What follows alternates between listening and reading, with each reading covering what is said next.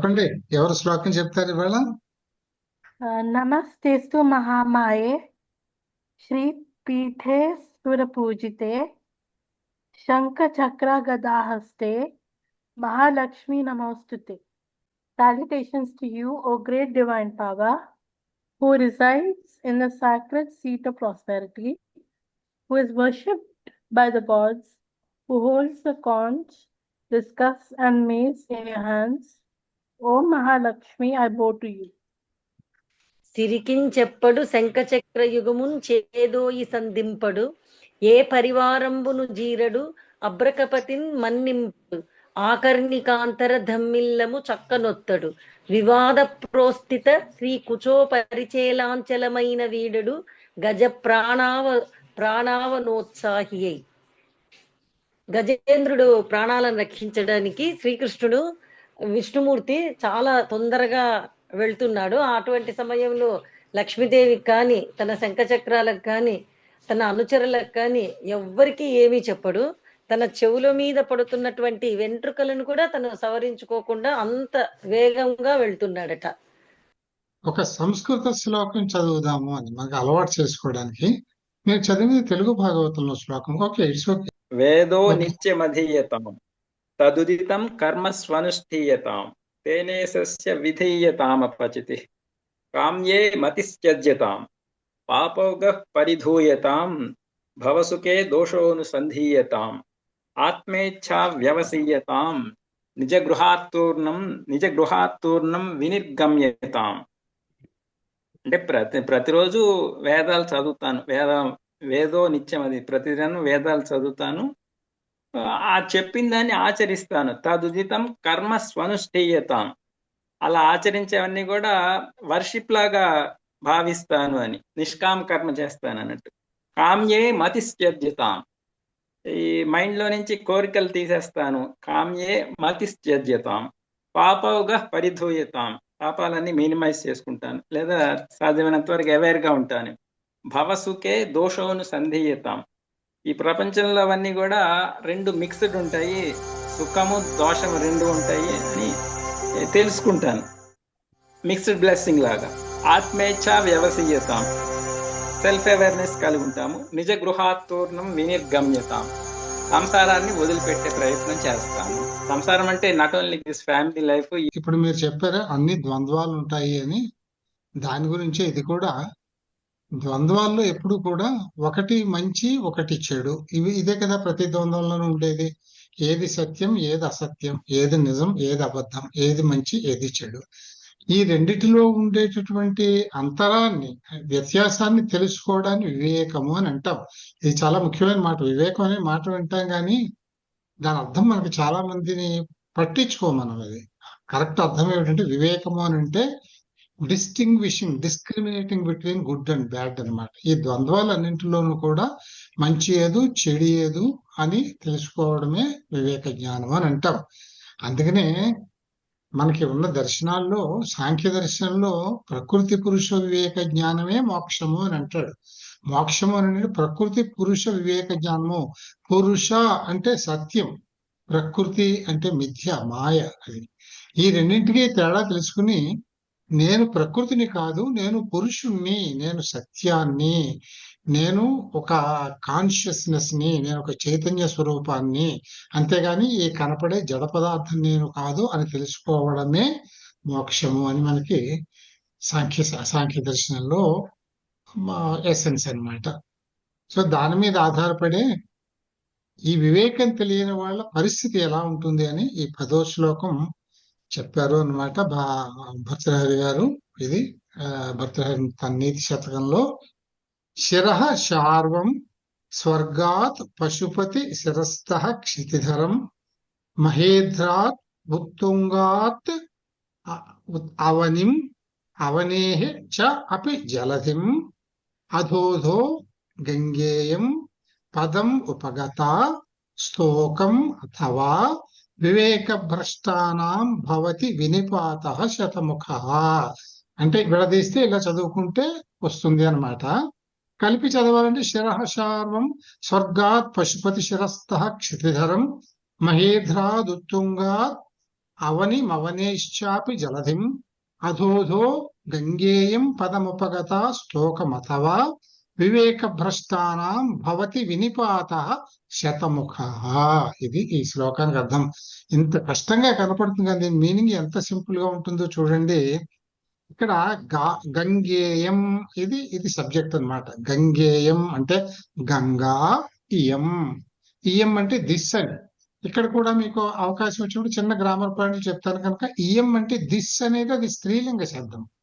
అదే పుల్లింగంలో దిశ చెప్పాలి అని అంటే అయం అని అంటాం. అదే నపుంసకలింగంలో దిశ అని చెప్పాలి అంటే ఇదం అని అంటాం. ఇయం, అయం, ఇదం అని అంటాం అన్నమాట. కనుక ఇక్కడ గంగా, ఇయం అది గాంగేయం అంటే ఇయం గంగా. ఈ గంగా అంటే ఈ గంగా నది గురించి చెప్తున్నారు. గంగా నది అనేది ఉచ్చ స్థానంలో ఉండేది కదా, స్వర్గంలో ఉంటుంది. గంగానది ఎక్కడ? వైకుంఠం దగ్గర స్వర్గంలో ఉంటుంది గంగానది. గంగానది లక్షణం ఏమిటి? ఎగిరెగిరి పడడం, ఉత్తుంగ తరంగాలతోటి ప్రవహించడం కదా. అందుకని ఆ ఉత్సాహాన్ని ఆపుకోలేక గంగానది ఏం చేస్తుంటే ప్రవహించడం ప్రారంభిస్తుంది అక్కడి నుంచి. అంటే నేను ఉచ్చస్థానంలో ఉన్నాను, దీన్ని నిలబెట్టుకోవాలి అని వివేకం లేకుండా నేను ప్రవహిస్తాను కదా, ఉరకలెత్తుతాను అని ఉరకలెత్తడం ప్రారంభిస్తుంది. ఆ వివేక జ్ఞానం లోపించి ఉరకలెత్తే వాళ్ళకి పరిస్థితి ఎలా ఉంటుందంటే అది ఈ శ్లోకంలో చెప్పారు. చూడండి, ఇయం గంగా, ఈ గంగా నది శార్వం శిరః స్వర్గాత్. స్వర్గాత్ అంటే స్వర్గము నుంచి శార్వం శిరః శివుడి శిరస్సు మీదగా దూకిందట ముందు. తర్వాత పశుపతి శిరస్థః, పశుపతి అంటే శివుడు, శిరస్థః శిరము నుంచి క్షితిధరం. క్షితి అంటే భూమి, ధరం అంటే ధరించినవి. భూమి ధరించినవి ఏమిటండి? పర్వతాలు అన్ని ఉంటాయి కదా. ముందుగా శివుడి శిరస్సు మీద నుంచి కిందకి దుమికినప్పుడు క్షితిధరం, భూమి మీద అత్యంత ఎత్తుగా ఉన్నటువంటి ఉన్నతమైనటువంటి హిమాలయ పర్వతాల మీదకి దూకింది. క్షితిధరం అక్కడి నుంచి అక్కడికి వచ్చింది. అంటే స్వర్గం నుంచి శివుడి శిరస్సు మీదకి, శివుడి శిరస్సు మీద నుంచి హిమాలయ పర్వతాల మీదకి, మహేంద్రాత్ ఉత్తుంగాత్. ఉత్తుంగాత్ అంటే అత్యంత ఉన్నతమైనటువంటి, హిమాలయాలు ఎత్తు చాలా ఎక్కువ కదా. సో అంత ఎత్తైనటువంటి మహేంద్రాత్ పర్వతాల మీద నుంచి అవనిం భూమి మీదకి, అవనేశ్చాపి అవనేహ చ అపి ఆ భూమి మీద నుంచి కూడా, అపి అంటే కూడా అని, ఆ భూమి మీద నుంచి కూడా జలధిం సముద్రంలోనికి ఎలా పడిపోయిందండి గంగా నది? స్వర్గలోకం నుంచి శివుడి శిరస్సు మీదకి పడింది, శివుడి శిరస్సు మీద నుంచి హిమాలయ పర్వతాల మీద పడింది, హిమాలయ పర్వతాల మీద నుంచి భూమి మీదకి వచ్చింది, భూమి మీద నుంచి ప్రవహించి సముద్రంలో కలుస్తుంది. సముద్రం అంటే అధపాతాళానికి వెళ్ళిపోయినట్లే. అంటే అంత ఉన్నత స్థానంలో ఉన్న గంగా నది వివేకాన్ని కోల్పోవడం చేత అధపాతాళాన్ని చేరుకుంది. ఏ విధంగా? అధో అధో అంటే అధోధో అంటే ఓకారం విసర్గ యొక్క రూపం చెప్తుంది. అధః అధః ఆ విధంగా కిందికి కిందికి కిందికి ఆ ఉన్నత స్థానం నుంచి ప్రవహించి ఇక్కడ స్తోకం పదం, స్తోకం అంటే చాలా మీన్ పొజిషన్ అన్నమాట. చాలా నీచమైనటువంటి పదం పొజిషన్ ని, చాలా నీచమైనటువంటి స్థానాన్ని ఉపగత చేరుకుంది. పాతాళలోకానికి వెళ్ళిపోయింది కదండి, స్వర్గలోకం నుంచి పాతాళలోకానికి వెళ్ళిపోయింది. అథవా అదే విధంగా, ఎందుకంటే వివేక భ్రష్టానం, వివేక భ్రష్టులైన వాళ్ళు అంటే వివేకం లేని వాళ్ళు, వివేకము అంటే మన ముందు ప్రతిదీ ద్వంద్వంగా కనిపిస్తుంది.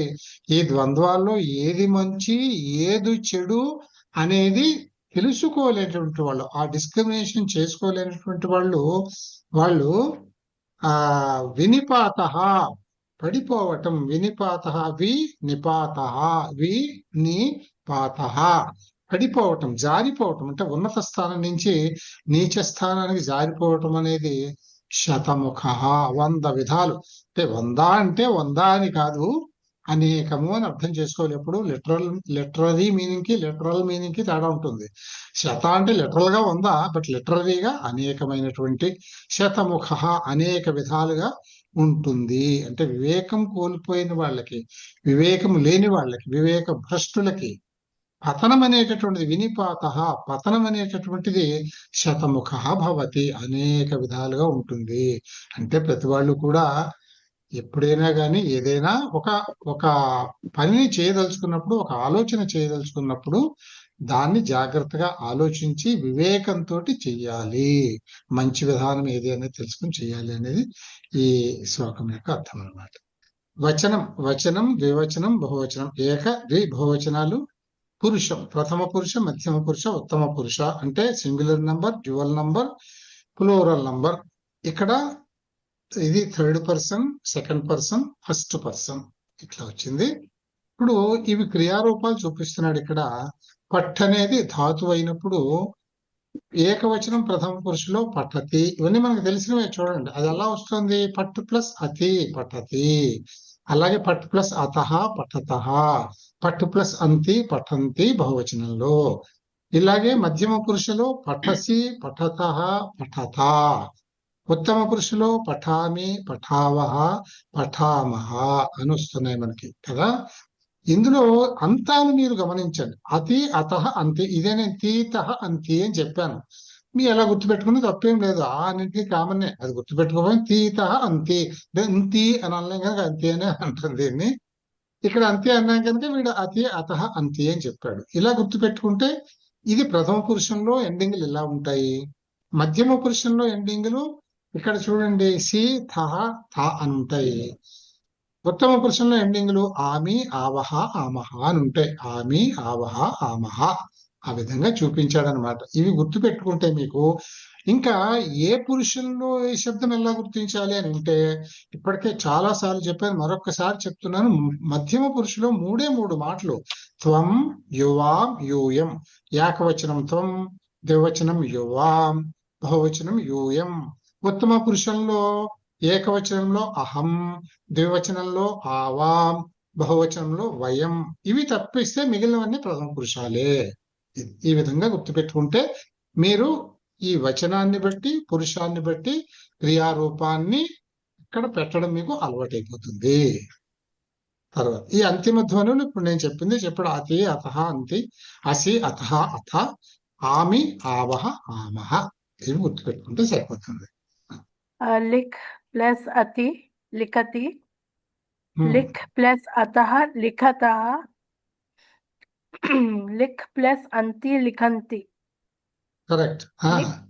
लिख प्लस असि लिखसि, लिख प्लस अथः लिखतः, लिख प्लस अथः, लिख प्लस अथा लिखथा, लिख प्लस आमि लिखामि, लिख प्लस आवह लिखावह, लिख प्लस आमह लिखामह. एक्सीलेंट, बात है, वेरी गुड.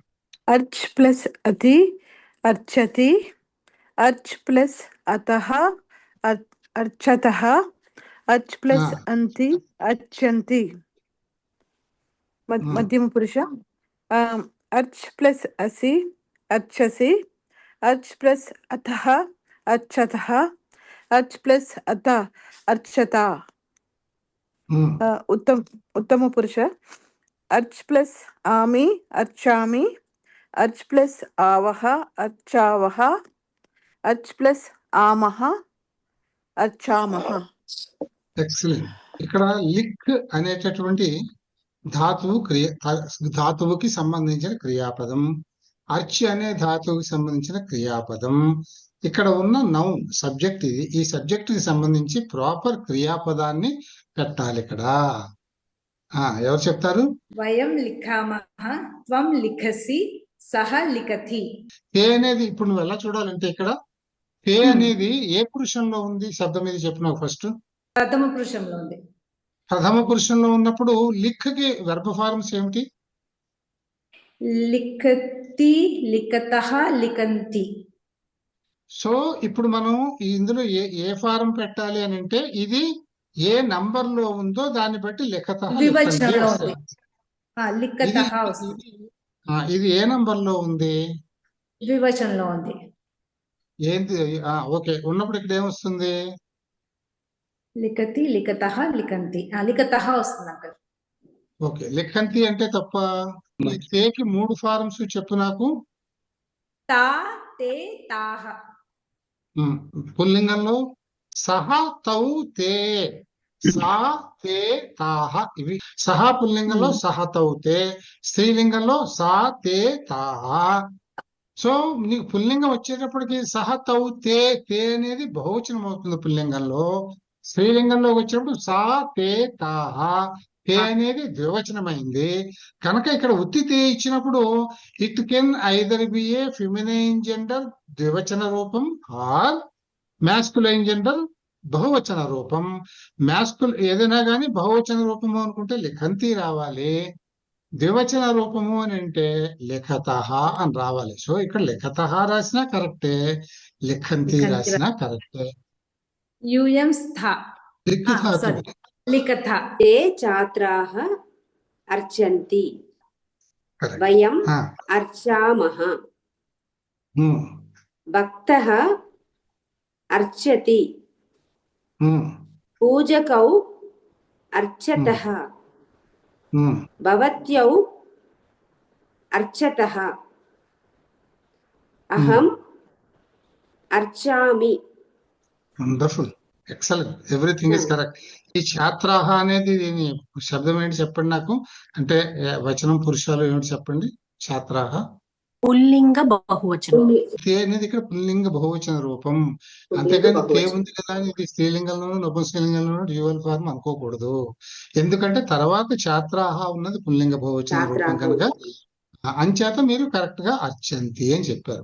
తర్వాత లిఖ్ ధాతు రిక్త స్థానాన్ని పూరయంతు ఏకవచనం ద్వివచనం బహువచనం ప్రథమ పురుష మధ్యమ పురుష ఉత్తమ పురుష లిఖ్ ధాతువు ఇవి నాకు చెప్పాలి. लिखति, ఉమ్, लिखतः, ఎస్, लिखन्ति. కరెక్ట్. मध्यमपुरुष लिखसि, लिखतः, लिखथा, लिखथा. ఎస్, लिखामि, लिखावः, लिखामः. పిబ్ అనే ధాతువు అంటే పా అనే ధాతువులో నుంచి వస్తుంది. ఇది పిబ్ అని ఇక్కడ మనకు అర్థం కావడం కోసం చూపించాడు. కనుక ఇందులో కూడా మీరు ప్రథమ పురుష మధ్యమ పురుష ఉత్తమ పురుషాల్లో చెప్పాలి. పిబతి, పిబతః, పిబంతి. మధ్యమ పురుష పిబసి, పిబద్ధః, పిబథ.